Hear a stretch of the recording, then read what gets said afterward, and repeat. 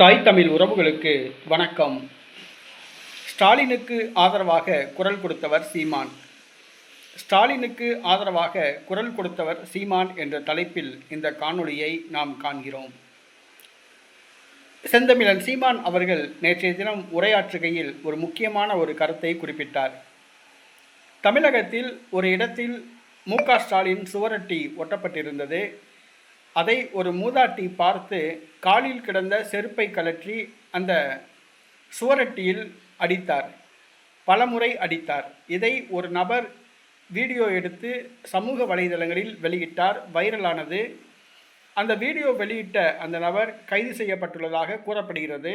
மேலும் காவல்துறையானது அந்த மூதாட்டியை கைது செய்ய தேடி வருவதாக கூறப்படுகிறது. வலைவீசி அந்த மூதாட்டியை தேடி வருவதாக கூறப்படுகிறது. இந்த சூழ்நிலையில் நாம் தமிழர் கட்சி தலைமை ஒருங்கிணைப்பாளர் செந்தமிழன் சீமான் அவர்கள் வேதனையோடு தெரிவித்தார்.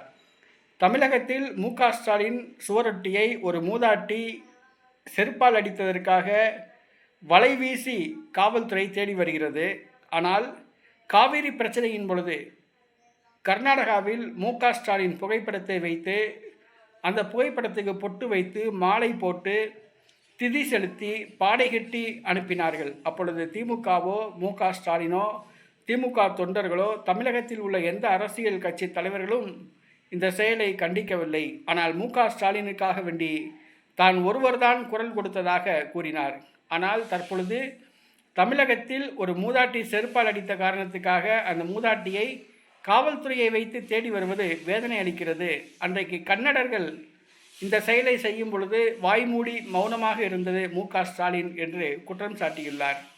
மு.க. ஸ்டாலினுக்காக வேண்டி குரல் கொடுத்தவர் செந்தமிழன் சீமான் என்பது குறிப்பிடத்தக்கது.